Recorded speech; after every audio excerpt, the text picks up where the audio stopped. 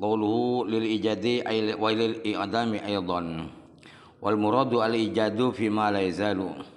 Fandafa'a tawaqqufu ba'dihim fi dzalika haitsu qala kaifa yaqulu hiya salihatun lidzalika ma annahu yastahilu wujudu syai'in min al-alami fil azali. Kata-kata beliau lil ijadih itu juga walil i'dami, mewujudkan dan meniadakan juga. Kemudian yang dimaksudkan adalah mewujudkan zaid di contoh di atas ya. Fi ma la yazalu, di zaman akan datang. Sebab ada azali, ada ma la yazal. Azali itu dulu tanpa batas. Kalau azali ke depan. Jadi maksudnya mewujudkan zaid di zaman yang akan datang. Maka tertolaklah kebingungan itu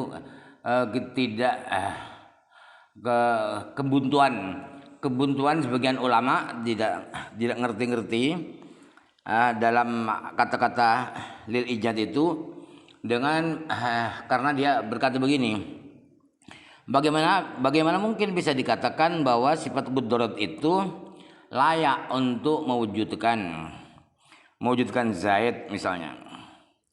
Padahal mustahil wujudnya sesuatu apapun, sesuatu alam dari alam ini di azal. Tapi yang azal itu hanya Allah dan sifat-sifat Allah. Kok ada sesuatu wujud di azal? Saya kok bingung, itu maksudnya tawakuf ya. Aman sya'ut tawakufi fahmuhu annal ijada fil azal kama yaqtadihi kalamuhu wa laysa kadzalik.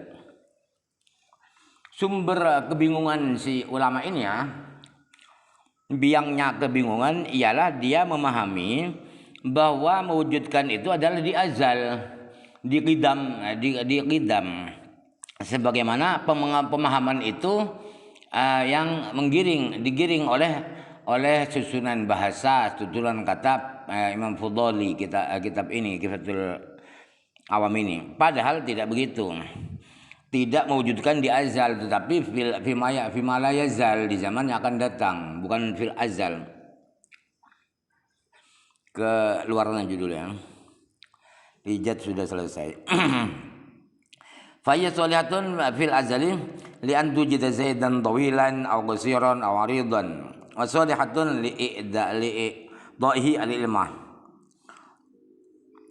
Jadi sifat qudrah itu layak itu tidak mustahil. Mungkin saja di azal untuk mewujudkan zaid itu dalam postur tubuh panjang tinggi atau pendek, atau zaid itu lebar atau kurus. Dan sifat qudrah itu layak, pantas, tidak mustahil memberikan zaid itu ilmu, dan sebaliknya diberikan zaid itu tetap bodoh, tetap dungu. Kemudian li'an tujida zaidan ay fi ma la yazalu kama alimta. Mewujudkan zaid artinya di zaman yang akan datang, sebagaimana sudah Anda ketahui. Qawlu aridan aw fihi bi ma'nal wawi kama abbar bihi fi ba'din nusakhi. Maksudnya au aridon, au bukan atau tetapi dan ya.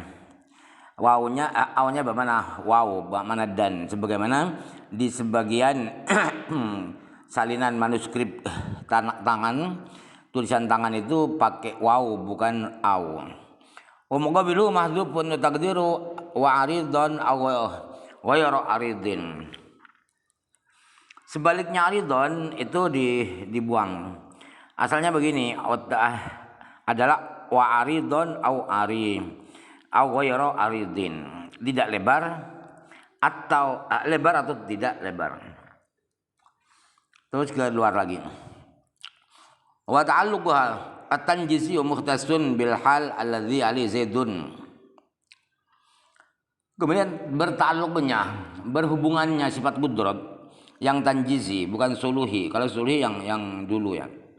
Ta'alluqnya sifat qudrah yang tanjizi, yang pelaksanaan itu khusus dengan kondisi yang sedang dijalani zaid. Kondisi yang di situ zaid berkondisi itu. Kemudian qaulu mukhtasun bil hali ay bi khilafi ta'alluqit suluhiyyu fa innahu la yakhtasu bihi idil qudratu kama hiya salihatun li idda'i zaidin al ilma salihatun li idda'ihi al jahla wa kama hiya salihatun li ja'lihi tawilan salihatun li ja'lihi qasiran hakadha. Kata beliau mukhtasun bil hal itu artinya beda dengan ta'alluq suluhi, ini yang tanjizi. Beda dengan ta'alluq suluhi.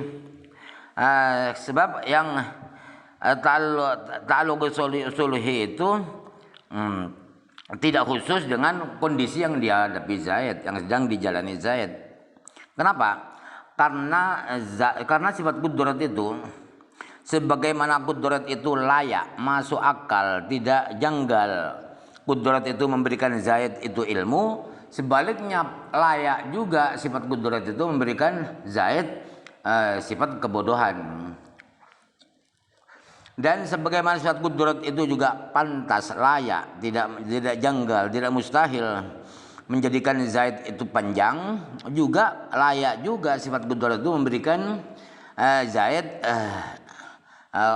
postur tubuh yang pendek. Hakadha dan seterusnya. Zaid itu layak diberi oleh qudrat itu sifat ganteng, juga diberi sifat jelek juga bisa, dan seterusnya. Falaha ta'alluqun suluhiyun qadimun wa huwa marra wa ta'alluqun tanjiziyun hadithun wa huwa ta'alluqu bil ma'dumi fatujiduhu wa bil mawjudi fatuqaddimuhu. Jadi sifat qudrat itu punya dua ta'alluq. Yang pertama adalah ta'alluq suluhi yang qadim, yaitu yang sudah diterangkan di atas. Yang kedua ta'alluq tanjizi yang hadis, yang baru. Apa itu ta'alluqnya qudrat yang tanjizi hadis itu? Yaitu ta'alluqnya qudrat dengan sesuatu yang belum ada, kemudian diadakan, diwujudkan oleh qudrat. Dan berta'alluq dengan sesuatu yang sudah ada, gimana? Sudah ada dita'alluq di qudrat, yaitu ditiadakan oleh qudrat itu. Qaulu falaha mufarra'un alamat taqaddamah. Kata-kata falaha dan seterusnya itu adalah pengembangan, pencabangan daripada keterangan yang sudah lalu. Qauluhu wa huwa ma'marrah. Wa marra apa? Mamarra itu solahiyah, yakni solahiyataha fil azali lil ijadi, yaitu keterangan yang sudah lalu itu adalah bahwa sifat qudrat itu pantas, layak di azal untuk mewujudkan Zaid misalnya. Wa hadza ani ta'alluqaha bil mawjudi wa bil ma'dumi ta'alluqun haqiqiyun.